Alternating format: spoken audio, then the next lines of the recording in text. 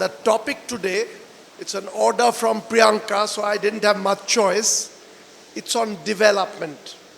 Development economics broadly, development of society economics, which is my field.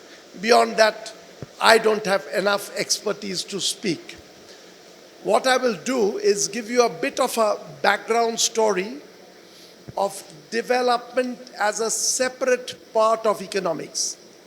It began as a part of the broad economic story, then gradually became separated.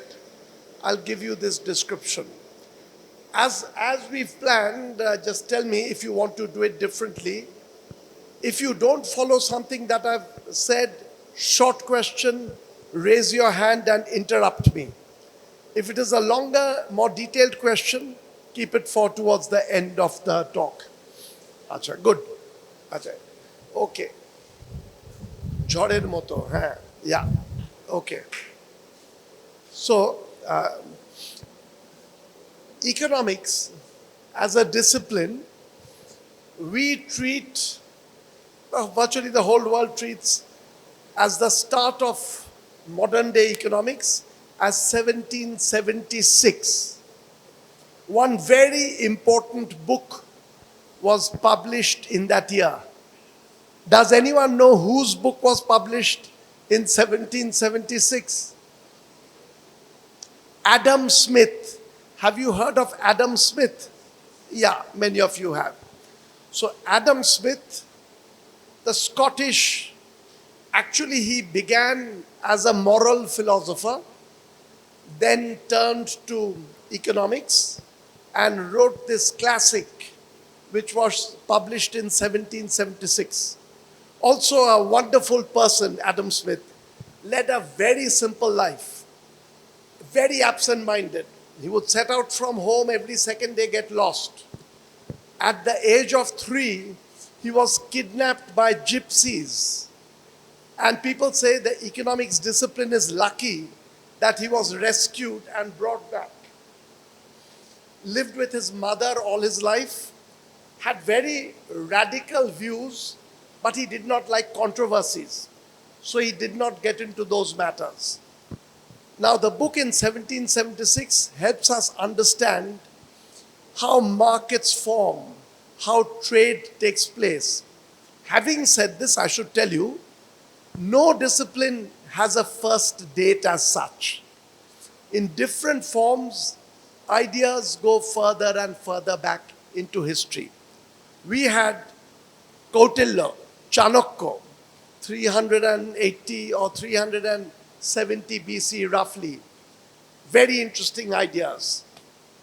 There was Aristotle, who was roughly a contemporary of Kautilya, I think 9 years older than Kautilya. Lots of ideas. So you can go further and further back. And one game which I never play, I find it very boring, is whether someone from my country got it first or someone from another country got it first. I don't see the meaning of that. Ideas are interesting. We human beings are all from roughly the same origin. Where an idea came from is intellectually interesting, but I see no national project about where you have to locate every idea from. So, it comes, Kautilya, Aristotle, early ideas. Now, I'll tell you, economics, for a long time, no one really studied economics. You see economic activity taking place, goods being produced, goods being consumed. Why, what, we do not know. There would occasionally be a crisis. No one quite knew how to handle a crisis. But from about 1750 to 1850, the global economy began to change in dramatic ways. Do you know what happened during roughly those 100 years, 1750 to 1850? This is described as the period of industrial revolution. New technologies were discovered, mainly in England, Scotland, a little bit in Europe. They hit upon several new technologies of making cloth, of ultimately running trains, running little factories. This made human beings much more productive, but made economic relationships much more complicated. Again, on this, I should tell you, it's interesting, a fact. If you go before the Industrial Revolution, before 1750, countries in the world had roughly the same per capita income. India, very close to Europe, maybe a bit higher than Europe, but very close. Flat world. But the Industrial Revolution changed that dramatically. The countries that made the technological breakthrough over the next 100 years became very, very rich. They were running ships, they were running trains, they were beginning to do things, and of course, they were getting colonial control of different parts of the world. So after the Industrial Revolution, we almost emerge into a new world where there is a developed, some countries, and developing countries. Development economics is the study of developing countries, their special problems. But that was not the original. The original concern of economics was all economies, and development was a part of it because all economies were roughly the same. It's after the Industrial Revolution, when the advanced economies took off, mainly Europe, that the need for development economics arose. And let me tell you a little bit about the research ideas. How are prices formed? Why is the price of this watch, whatever, I don't even know, someone gave it to me. Why is the price of this chalk something else? People were beginning to think about it. Karl Marx believed that price depends on the amount of labor that goes into producing it. If more labor goes into producing something, it'll be higher priced. People were speculating about that, but there were people also doubting. If you walk on the street and find suddenly a little bit of gold naturally from somewhere which has appeared, which is there on the ground, no labor has gone into it. But the price is going to be very high. Where does the price come from? Another economist, Stanley Jevons, again, I like Jevons, again, I'm giving you examples of economists whom I like. He made a discovery about how prices are formed. It's a complicated story, but Jevons, again, a very nice person, I think. I've told you before, his son settled down in India finally, in Allahabad. Stanley Jevons, on the 19th of February, 1860, makes a diary entry. I've been working all day alone in my room. Suddenly an idea has struck me about how prices are formed that is so new that I now can't read traditional writers the way I used to read earlier. I feel they had got it wrong. 1860. Jevons understood for the first time how prices are formed, which we need to understand inflation and such things, why prices begin to rise.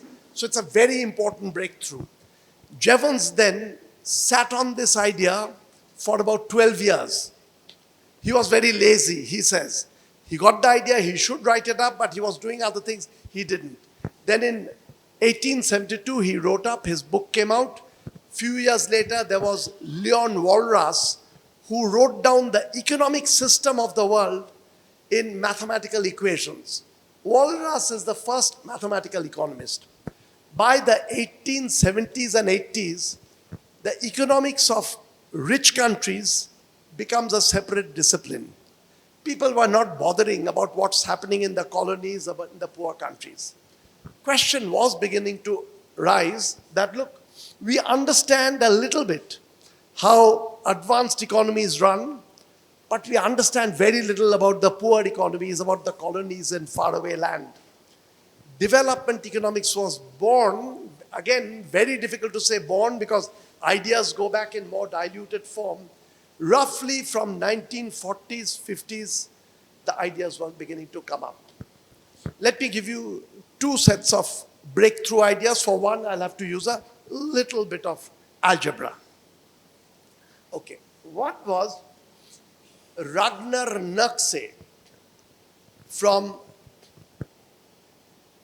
who had moved from Eastern Europe, had moved to United States. Ragnar Nurse got an idea, which is a very, very simple. Why do some countries remain poor and other countries become rich? Yes, there is exploitation and all that. You can just wave your hand and say that's the obvious reason, but life is much more complicated. And Nurse and Rosenstein-Rodan got their first little insights that lack of development can be like a trap. And their explanation is the following.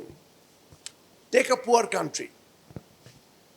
One particular corporation, let us say it's a hotel corporation, they set up hotels.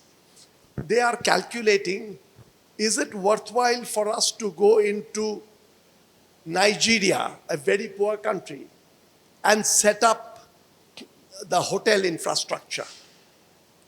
They calculate and say, no, it's not worth it. Let me write up a little bit and explain this.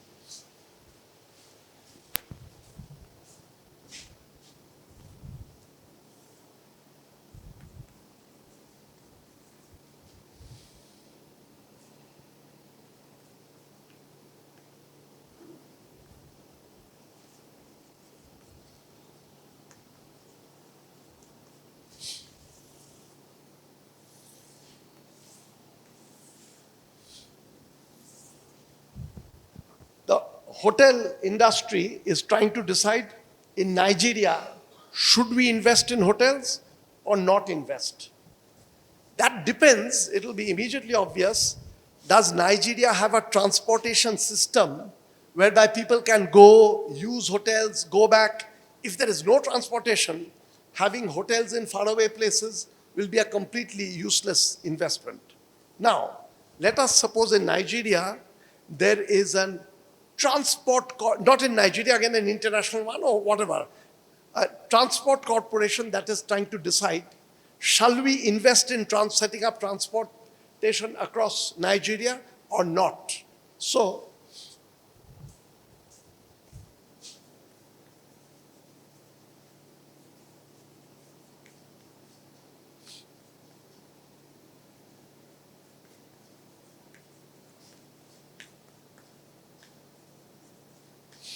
okay, now I'll make some simple assumptions of the returns you will get from investment. I'll just use numbers. Again, if you have problems, stop me. Let us suppose if you don't invest, the return you get is zero. You didn't invest, no gain, no loss. This is the hotel industry's return.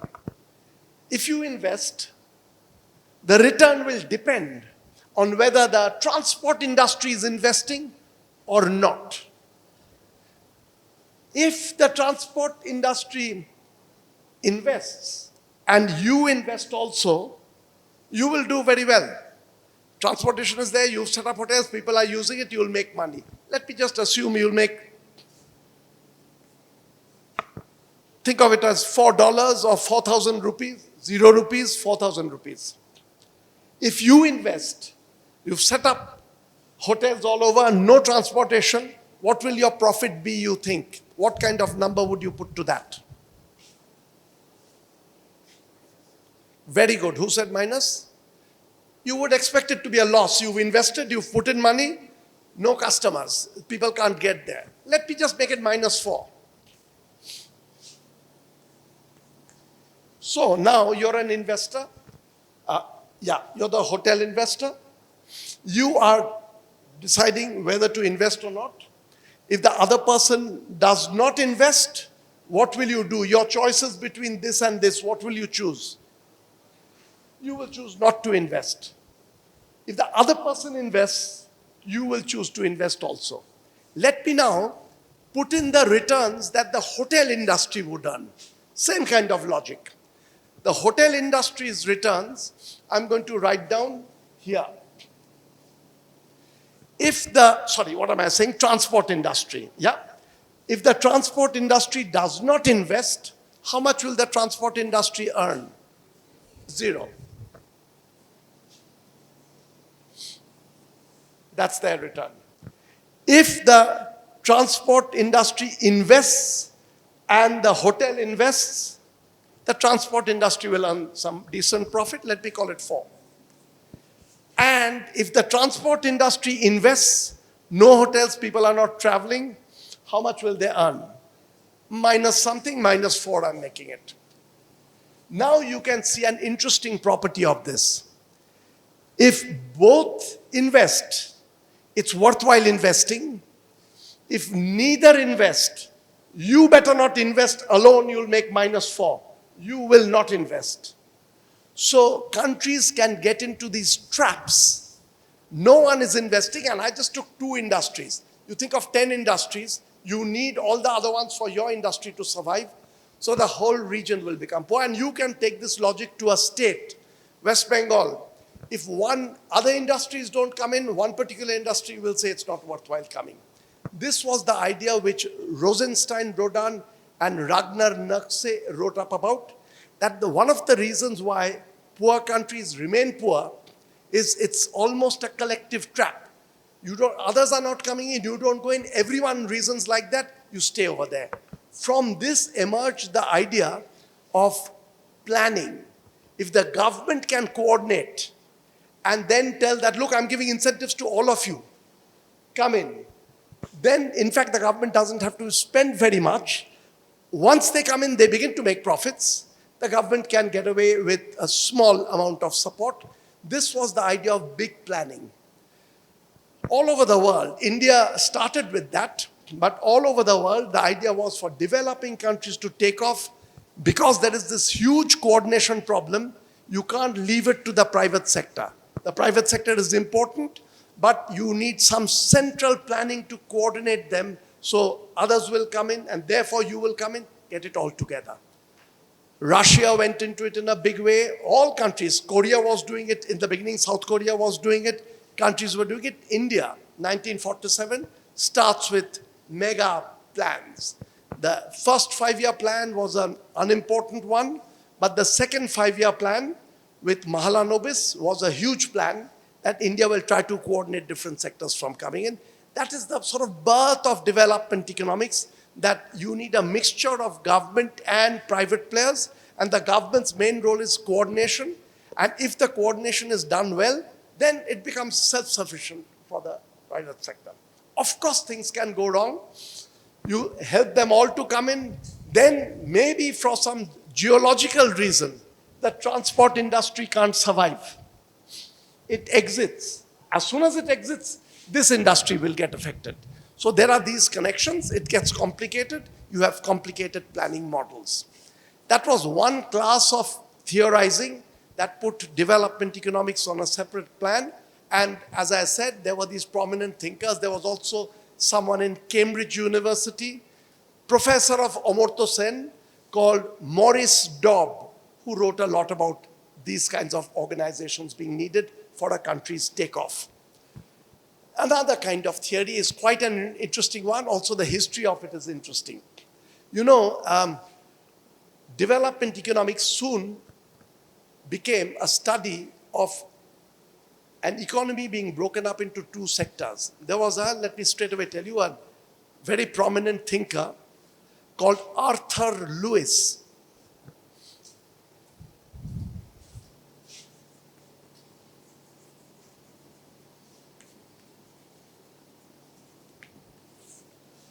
Arthur Lewis won the Nobel Prize.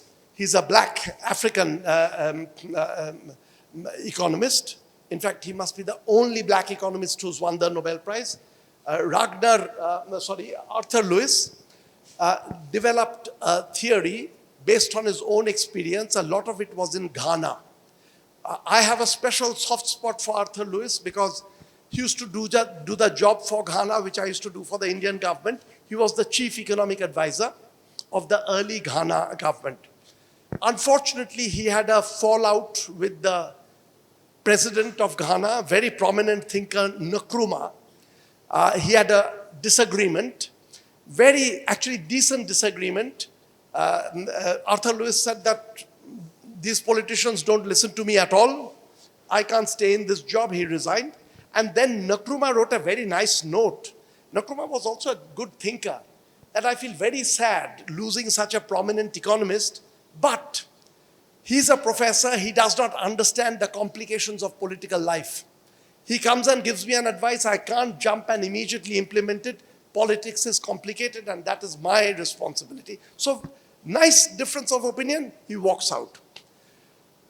Arthur Lewis got a brilliant idea about economies. He said developing countries are not really different from developed countries, but they are dual economies. This new concept was born.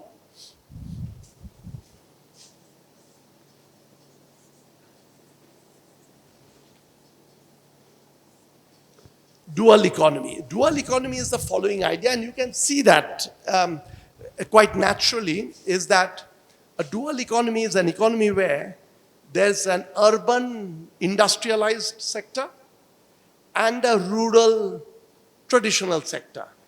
And Lewis went on to argue from his experience of Nigeria and other countries, he also had lived in the West Indies, that the advanced sector's economy runs just like in a rich country. Same laws, same kind of fiscal policy, budgetary policy you have to use to get that running.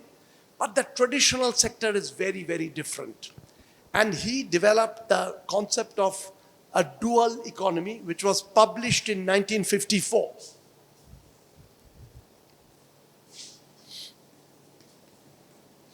In a journal called Manchester School. It's quite an interesting, Lewis, being a black economist, I met him once, I think I mentioned to you last time, when I went to Princeton, he was an old man, Nobel Prize winner, very famous. I met him, very gentle, lovely person. But Khushwant Singh, do you know the Indian journalist Khushwant Singh? Yeah? He wrote a very funny article. He used to write very openly. Arthur Lewis was coming to Delhi, and the Indian government, someone quite high up, may even have been Nehru, told Khushwant Singh to go to the airport and receive him, a Nobel Prize winner. Khushwant Singh wrote in the column that he was looking all over for a white man. He assumed a Nobel Prize winner will be a white man. And Khushwant Singh in the article wrote, after a long time when Lewis was hanging around, he also was looking, they met. Khushwant Singh's first response to Lewis was, why didn't you let me know that you're a black person? And it seems he started laughing, Arthur Lewis. Arthur Lewis said, I like to give this surprise to people because they never expect me to be black. That was Khushwant Singh's column he had written over there, and they had become friends. I met Lewis when Lewis was doddering old person, gentle person. His wife had brought him into the office, he was there. Lewis's idea, I'm just thinking how much I'll get into it, maybe not very much, but the way he got the idea is quite interesting. He's written, the dual economy, that economics has to be done differently for developing countries, where the advanced side of it is like any other country, but these countries have to deal with the fact that there is another segment with disguised unemployment, people who are unemployed, but very often you won't even know they are unemployed because they are sitting down in farms, doing odd jobs, being counted as employed. So the concept of disguised unemployment was born. In rich countries, you're either employed or unemployed. In poor countries, in the advanced sector, you're either employed or unemployed. But in a lot of the traditional sector, the concept of disguised unemployment appeared. You're working, you have nothing better to do, doing little things, but really it's in disguise. This idea was born, Lewis says, he had been troubled. He wanted to write down, algebraically describe such a society, and the algebra is simple enough that I can introduce you to that, but I'm going to hold that back. I want to do a few other things, and then if there's time, come back to it. But he says the idea struck him when he was taking a walk in Bangkok. He had gone to Bangkok for some work, and he says one day while he was walking in the streets of Bangkok, suddenly it struck him how you can describe a dual economy with very simple algebra. 2 lines. What's happening? And then the paper was published in 1954 in the journal called Manchester School. And many people treat that as the start of development economics. Early works in this field, Amartya Sen has very powerful work on dual economies. Joseph Stiglitz has powerful work on dual economies. A lot of contemporary writers have been writing on the subject of dual economies and how to handle that. That's another side born.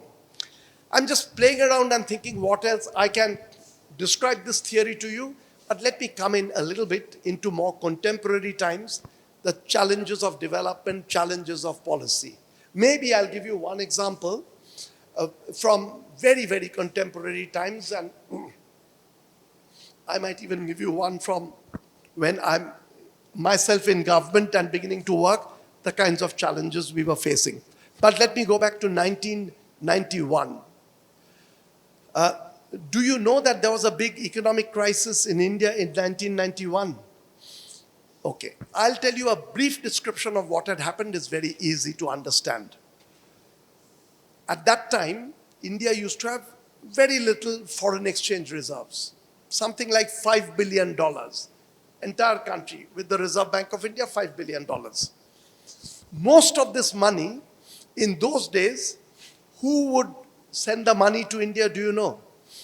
From where would the money come? The foreign exchange, the dollars and the pounds, and mainly workers. There were no big corporations sending big money. May have been a few, but very little. Mainly workers, and not even professional, well-off engineers sending big amounts of money. Indians working in the Middle East and all sending small amounts of money. That was India's foreign exchange reserve. What happened in 1991 is quite interesting. Nothing to do with India, but India got caught in this trap. There was the Gulf War.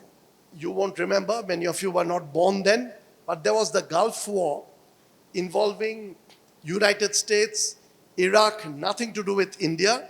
But the upshot is, when that war started, workers, Indian workers who were there, who were remitting their money back to India, they suddenly had to leave, stop work, didn't know how to send money. India's foreign exchange reserve started dropping. Because India's buying goods from abroad, little bit of foreign exchange, no new money coming in. By June 1991, it was announced that India has enough foreign exchange for 13 days of regular imports. After that, we just won't have money. And you know, there are many critical things that India buys from abroad without which the economy will come to a halt. The Indian economy ran into a problem. What should India do? Before that, my interest as an economist was, I really did not take too much interest in the real economy. It's the puzzles, the algebra of the economy, those were of interest. But I had started writing in newspapers. By the 1989-90, I was writing regularly.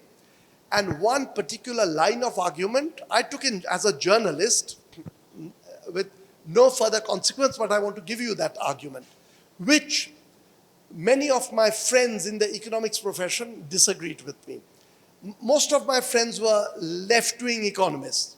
I like them. I think at times they are misguided, but the intentions are good. You want better distribution, better economy, but I think often wrong. India used to have very, very strict laws that you can't take foreign exchange out of the country. In fact, even when I, as a student going abroad, you take $20 or $50, you arrive there with very little money, you worry what you'll do. India had strict rules. We have very little foreign exchange. We can't let people take foreign exchange out. I had argued in an India Today article that, you know, you have to liberalize. Liberalize meaning use more of the free market space. And my logic was very simple. If you tell Indians that you can't take your foreign exchange out, what is the first thing you'll do when you've made foreign exchange abroad? What will your instinct be? Once you bring the foreign exchange into India, you can't take it out. What will you do? If you can't take foreign exchange out, your first instinct is, I won't bring foreign exchange into the country.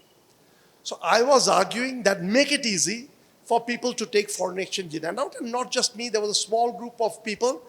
My very left-wing friends, some of them are still around and all, I used to have disagreements with them. I said, I share the same objective. You want welfare across, but at times you have to think about realistic possibility, just can't be idealistic. Allow people to take their foreign exchange out, they will begin to bring in. 1991, when the crisis happened, Narasimha Rao as Prime Minister, Manmohan Singh as Finance Minister, several advisors, Rakesh Mohan and others who were involved, they decided that India will change its rules and allow Indians to take their foreign exchange out. You can bring in and then you can take it out. In the beginning, this is very risky. If you announce that you can take your foreign exchange out when for the last 30 years you have not been allowed, what will people do in the beginning? They will rush and take everything out. And with 13 days of foreign exchange remaining, if you announce such a policy, you can get into big trouble. So India went to the International Monetary Fund and told International Monetary Fund, we need your backup currency. So International Monetary Fund created a program for India, which was very controversial. Most people don't like the fact that IMF is telling India what to do. But you know, at times it is our lack of self-confidence. India now is a very big country, even then. And half the things that IMF told India to do, it was Indians who were going to Washington telling IMF, tell us to do this because we want to do this. So the advice that came from Washington, half of it had been cooked in Delhi, taken to Washington, and IMF was told, when you give the money, IMF always puts conditions. Please put some of these conditions. We anyway want to do this. Foreign exchange taking out was made easier. India used to be virtually a closed economy with tariffs, massive tariffs. All that was lowered dramatically. For the initial one or 2 years, there were great risks, but then it took off. I mean, India's economy, one graph I wanted to bring, if I used PowerPoint, I would have done that, but I'll draw a picture and show you.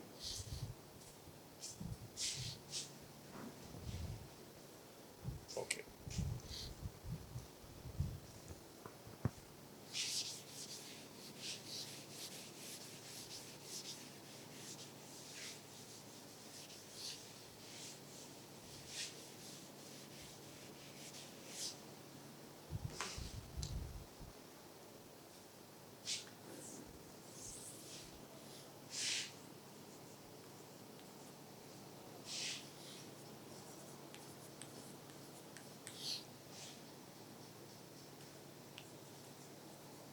Suppose this is the time graph on this, 1960, 1991, 2004. If you, and this you have to check up, you'll find it in many places. If you look at the amount of foreign exchange reserves with India, the graph looks like this.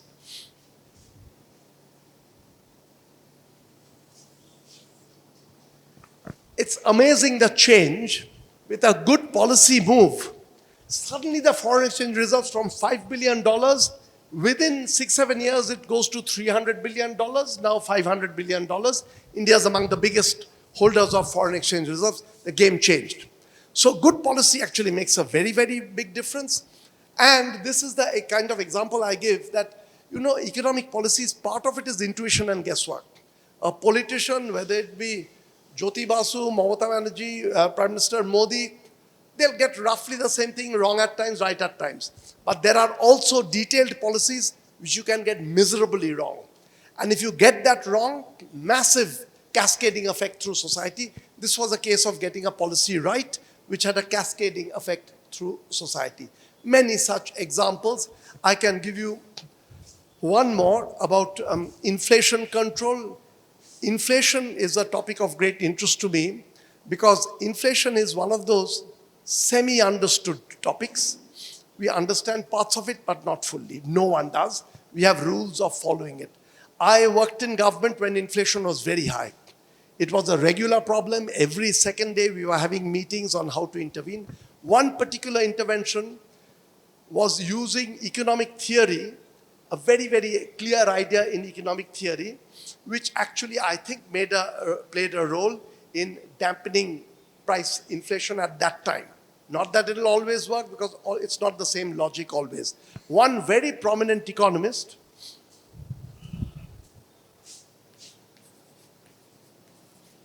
whose classic work came out in 1838 is Cournot.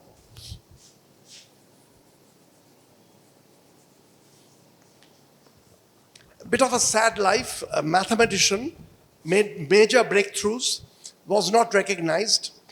30 years later, 40 years later, people began to realize that Cournot's very strange algebra had very beautiful ideas. And you know, it's not just in economics, America's antitrust law concerning competition, which goes back to 1890 to the Sherman Act, lot of it is inspired by Cournot's theory. Cournot's theory is a lot of it is about price and price formation. One of the straight use that was made, I mean, when I was in government, there were many policies not followed, but here is one. It's very special to India. This you can't look at Japan or America and think of a policy. At that time, and it's not the same logic now, food prices were going up very high, and India was releasing food onto the market. Food Corporation of India releases food onto the market. Food was released in batches of 1,000 metric tons. So suppose in Calcutta, you want to lower the price of food, you take 1,000 metric tons, give it to one trader. Another 1,000 metric tons, give it to another trader.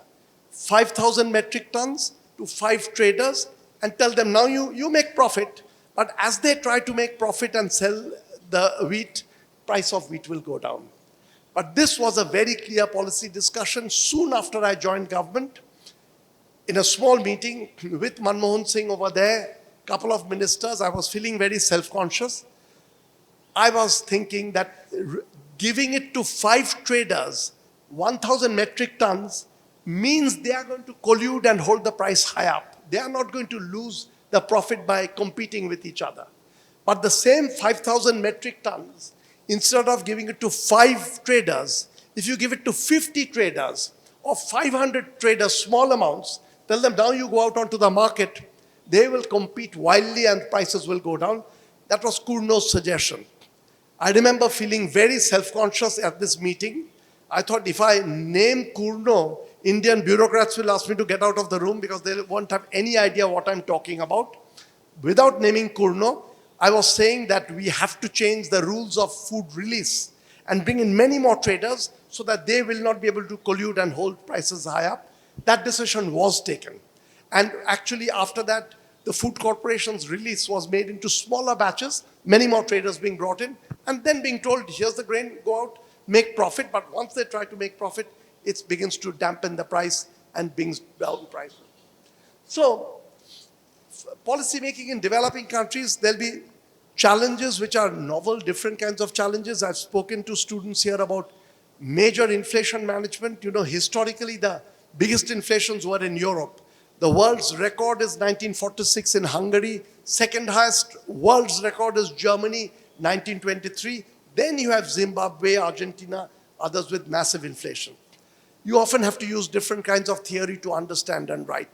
And if you all go into research on developing countries advancing, research on policy management in developing countries, it's an exciting field. Some will be very clear ideas of what to do, how to do. Some will be very open-ended. But that is what the world of research is all about. I could speak for a while more, do the Lewis model, or I can take some questions and then decide how we go. Maybe it's a school level algebra you have to do, so maybe it's a good exercise. Let me show you what the dual economy model was.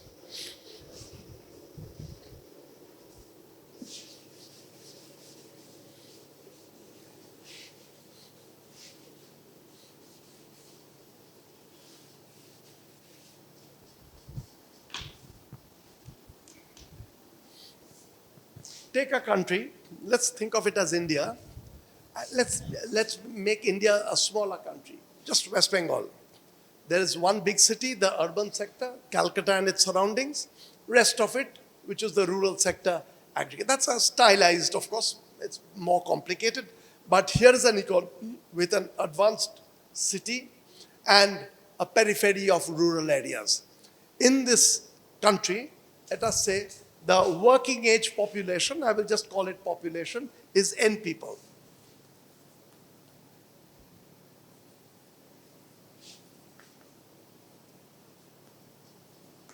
N people.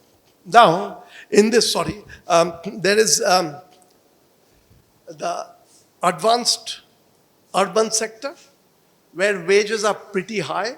And let us, for simplicity, say there's a minimum wage law or something like that. Competition does not bring, wages are not very high, but higher than in the farms and in the rural sector. The wage in the urban sector is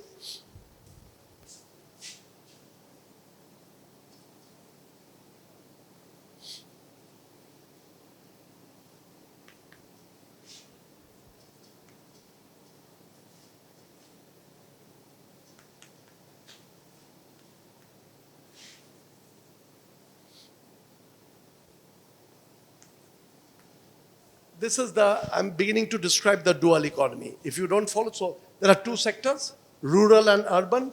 Urban sector has a high wage, W, and the rural sector has a low wage, M. Now, in the urban sector, you'll either get a job or you'll be sitting idle. If you are there, there's a certain number of jobs available. In the rural sector, again for simplicity, we are assuming, you'll get M, which is a very low, it's virtually disguised unemployment. You'll be in the farm earning a small amount. So let us say number of urban jobs is, okay, here.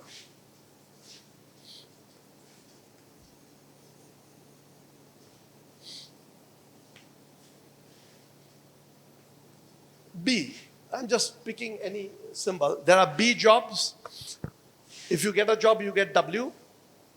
And rural sector, you'll get a job if you go there, very low wage, M, you will get it. Now, let us assume that X people workers move to the urban sector. So of the total population N, X moves to the urban sector. Suppose, though these are the assumptions, rest will be an equilibrium value will come out. These are assumptions. Now, suppose X people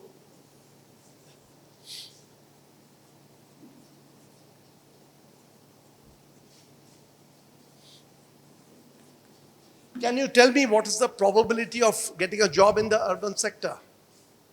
If X people go there are how many jobs in the urban sector?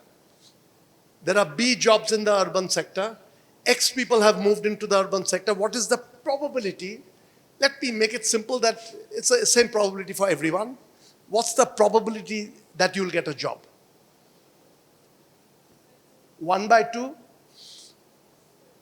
There are B jobs and there are X people who are trying to get the job, more than B. X people trying to get a job. There are B jobs. Each person's probability of getting a job is,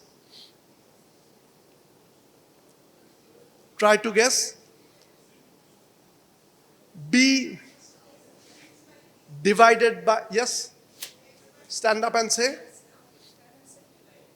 B by X. That is correct. Let me explain a little bit. Do you want to explain why it's B by X? So suppose X people go to the urban sector, then let me just say, then probability of each person getting a job is B by X. You're not sure you'll get a job, so you're saying it's half. But if B is very large, lots of jobs, then it's more than half. So it does depend on the B by X. This is an artificial quick construction. In a real construction, other people are already working, few jobs. But I'm just taking it a plain start. X people come in, B jobs are available. What is the probability of getting a job? Very artificially constructed for simplicity. But that is B by X. Clear? Okay. Now, if you get a job, how much wage will you get? It's written behind me. W. If you don't get a job, how much wage will you get? 0. What is your expected income if you're in the urban sector? Do you know the meaning of an expected income? Income multiplied by the probability of getting it. That's your expected income. If, for instance, if your income is, say, 100 is the price I'll give you, but half probability you'll get it. What is your expected income? 50. Very correct. Now, if you get a job, you'll get W. Probability of getting that job is B by X. What's your expected income? B by X. Very good. You're all on the ball now.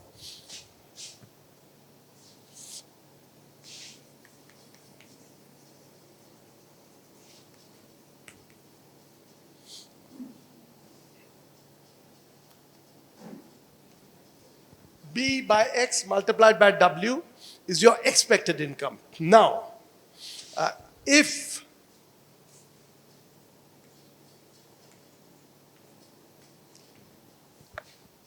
sorry, I'm mixing up symbols. If you go to the rural, if you're in the rural sector, you get a job. You're sure you'll get M. If B by X multiplied by W is greater than M, what do you think people will do? You're looking at your expected income, you're trying to increase it. What will people do? More people will move to the urban sector, higher expected jobs. So this cannot be an equilibrium. This X cannot be an equilibrium because more people will move. Can this be an equilibrium? B divided by X by W is less than M.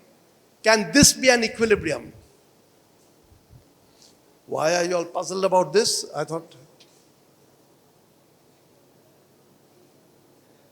You seem to know. Are you guessing? Tell me. Say loudly.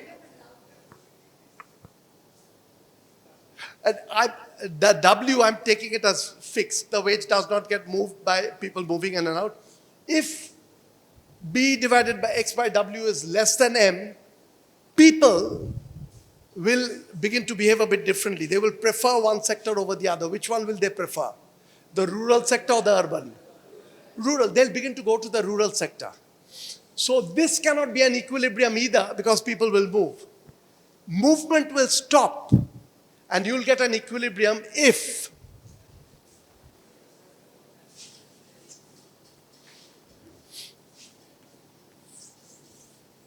I've made lots of assumptions, but this is the central idea of the work of Arthur Lewis, and later on, some of you who have more advanced economics will know the work of Harris Todaro.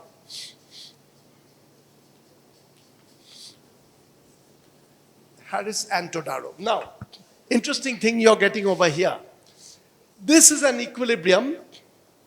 Now you'll get to see something. In this equilibrium,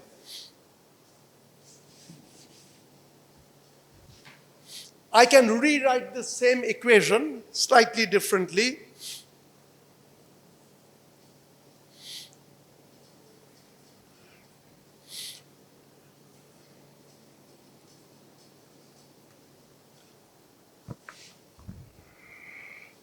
Yeah. Same equation I've written. W over M is greater than 1 or less than 1? Greater than 1. W was greater than M. Therefore, X by B will be greater than 1 also. Which means number of people in the urban sector will be greater than the number of jobs in the urban sector in equilibrium. So you will have an equilibrium where in the urban sector you have open unemployment. People have arrived over there. They are sitting around. They are hoping that they'll get a job. In the rural sector, everyone's getting a job, getting a pay, very low pay. That's the dual economy equilibrium. The modern sector looks like an advanced economy, reasonably high wages, open unemployment, some people not getting. Rural sector looks very different. Everyone looks employed because they are getting a minimum income, and that's the concept of disguised unemployment. They are basically sitting there because they have no further option. This is the gist of the idea of Arthur Lewis and later Harris Todaro. And I can tell you something which one of my PhD students is beginning to do. This is very early work, so I should not, if you get an idea and write it up, well, send it to me. I'll tell her that some student in Purulia got the idea of how to do it properly, but I can give you the gist of the idea. You know, one form of unemployment, youth unemployment that is happening in India, I feel, and I've been telling, this is my student called Saloni Vadeyar from India. One form of unemployment you're beginning to see, because government jobs have become so coveted that people are sitting in large numbers in Mukherjee Nagar, Delhi, taking entrance exam for 4 years, 5 years. There are actually accounts of people for 8 years in depression, repeatedly taking that exam. So what's happening now is that the government sector is becoming a bit like this, attracting people who are not getting jobs, but because there is a probability, and if you get your set for life, that probability is attracting people to sit around that. I do believe India's waiting for these government jobs, few selected ones, has become quite a large phenomenon. Not enough has been written on this. It's just an application of the Harris Todaro Lewis idea, but in the context of India, in the context of India's these coveted jobs. Another thing that is happening is something which once lots of people begin to covet, want it badly, it begins to acquire a prestige. On its own, everyone is trying, so it must be prestigious. I'll also try. So prestige has this self-fulfilling thing that if others try, I will also try, and that can also blow up. There are beautiful works in economics which go back to early writers like Veblen, political scientists, about how prestige can make people behave in ways which at one level is stupid. But we are human beings, we look at one another, we behave in certain ways. It is collective folly, but collective folly arising out of an equilibrium. So, dense area with lots of exciting scope for research, some still not done. I feel India's youth unemployment now is very high, and it's all become so political. People say it's the government's fault, or the government says that it's your fault. The truth is, it's a very complicated situation. First thing you need is to sit down with cool head, collect all the data, try to understand what's happening, then think in terms of policy interventions. Too little of that happening. So I've given you the longest answer your question could have got. Yeah. Sir, so you have just showed us two perspectives, like when B by X into W is greater than M, at that time people will prefer to go to the urban place. But when they will go to the urban place, the value of X will increase. Then ultimately, at one point it may happen that M will be greater than that. So, in economics, there is a literature. One is of describing the equilibrium. The other is the process of how you get there. The process of how you get to the equilibrium is mathematically very difficult. In fact, I can't do that. These are dynamics where some people are going, it's changing the scenario, some are coming back. Final equilibrium is easier to describe. We know that this cannot be an equilibrium. If this happens, the urban sector is very attractive. The number of people in the urban sector will begin to come, X will change. This cannot be an equilibrium because the rural sector is more attractive. People will begin to go away, the X will change. Exactly how that process takes place, how many goes, that's the dynamics of it. What we do know, if you hit upon this situation, no further incentive for anyone to change the plan. Wherever you go, you'll get the same amount. This is an equilibrium. Since I've talked to you all earlier on game theory, if I wrote this down formally as a game, this equilibrium I just described is named after a very famous person, the equilibrium. Do you know what equilibrium it is? I told you earlier. Oh, you were not here. Sorry, I'm taxing you. It's called the Nash equilibrium. John Nash, mathematician, created the concept of an equilibrium. Since you were not there, I should tell you it's an amazing person. Human life is complicated, difficult. There are tragedies. There are also wonderful, pleasant surprises. Nash, at the age of 29, became a schizophrenic, acute schizophrenia, could not work anymore. He was in and out of mental homes, but all his work took place from about the age of 23 to the age of 28. After 28, he was not being able to work. So 5-year period, 4 papers in mathematics, 3 papers in economics, phenomenal papers, 7 papers, and that's the work of John Nash. So this is not a Nash equilibrium the way I've described, but beneath it, if I did it carefully, is the concept of Nash equilibrium. And people have pointed out, Cournot's equilibrium of 1838 is in the heart of it, it is the same idea as Nash's equilibrium of 1951. One very serious area where our understanding inflation, inflation, bad enough when it goes to 10%, 12%. But inflation historically can go to crazy heights. I can tell you the most highest is Hungary, but the second highest, which is the most widely studied inflation,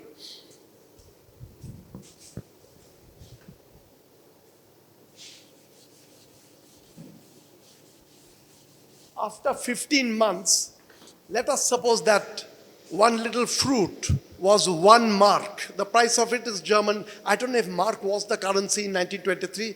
Janaki, was it still the mark? Probably. Let me take it to be the mark. 1 mark, price begins to rise once inflation takes place. 1 mark, the same apple becomes 2 mark, 3 marks, 4 marks. At the end of 15 months, it became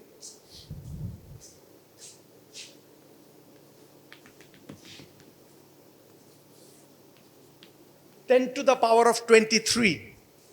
This goes through the roof. People were taking bag full of notes to buy little bits of things that they would get. Lots of people, of course, couldn't cope with this, were completely perishing. It's a crazy inflation. Why does that happen? What happens? Now we have a much better understanding. These kinds of hyperinflations have stopped, but till 1946, Hungary, which is already a developed country, going flying out of control. Because inflation, once it starts, prices rise, the government's first instinct is the government has to pay its workers, etc. The government has one easy way of paying. If prices are going up, you have to pay them a higher salary. Government has one very easy way of paying them. What is it? What can they do? Tax, but beyond the point, you can't collect too much tax. But there's one other way in which, if you control your central bank, tell them print some more money, I'll give it out. Exactly that was happening in Germany. They were printing money and giving out, but that itself would cause prices to rise again. You go back to the central bank, print again, give it out. After that, this started that central banks have to have autonomy. No government, no president, no prime minister can call up the governor of the central bank and say, do this. So the idea of an autonomous central bank started after these bad experiences, because the government's first instinct, as was just pointed out, print money and solve our problem, not realizing that that's going to feed into another round of problem. And this used to go crazy. We understand much better now. Still not a full understanding, but it's improved. So there are many parts of the economy where that happens. One area, again, it's too complicated because that's a bit algebraic. You know, auction, how you auction a product, is beautiful. I mean, it's simple enough algebra, but I won't inflict on you now.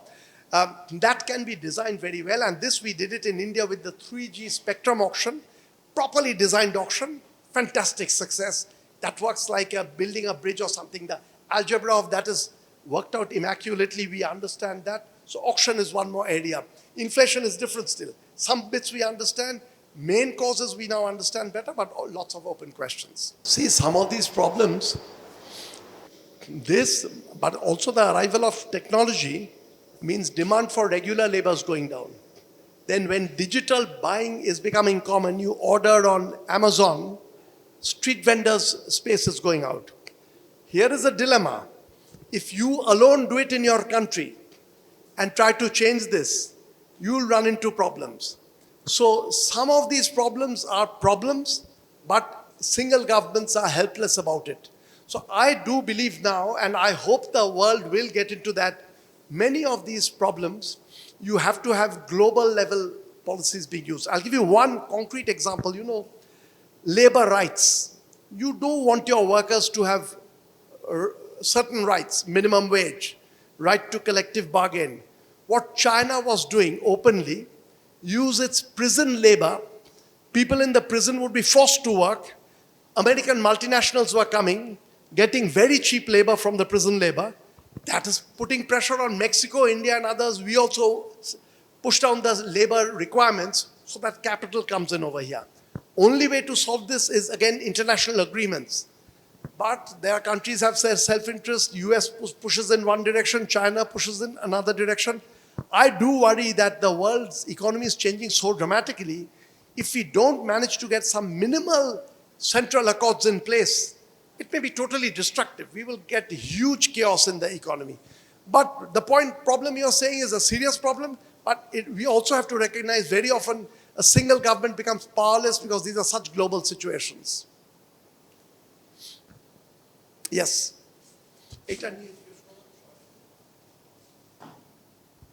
Sir, during industrial revolution, as you said, in industries a lot of work was done. Means people were moving towards the urban areas for work, but there are many works in the rural areas also that are essential, but it was done less. So in this case, and that would affect the life of the whole country. So in this case, wasn't the dual economy where both the works were done better?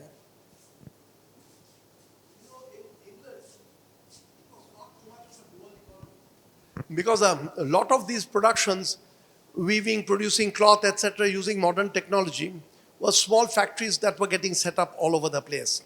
What was happening was a different problem. Because the technology made it easy, children were being brought in to do work which earlier they were not.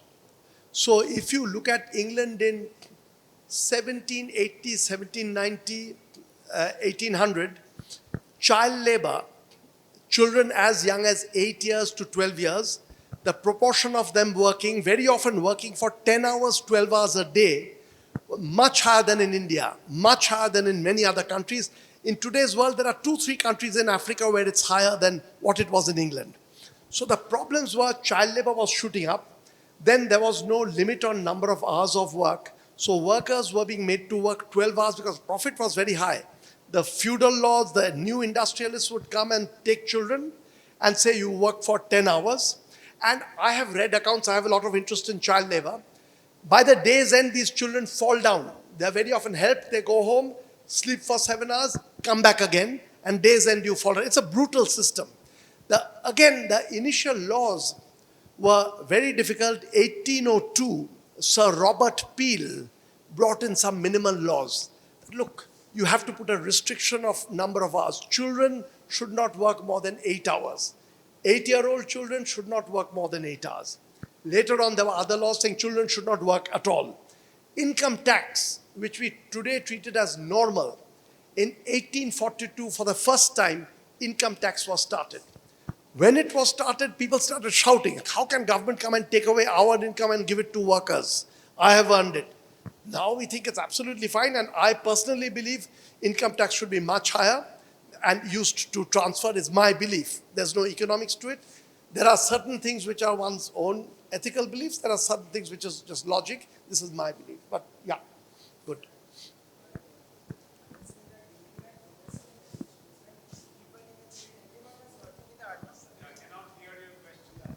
Sir, means everyone, even the children, everyone were working in the urban sectors. So places like agriculture and all were decreased. So didn't it affect the whole country?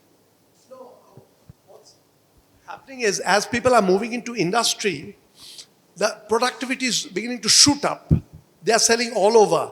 And agricultural wages were also rising because workers are moving out of there. You know, over here I made an artificial assumption that the rural sector wage is fixed.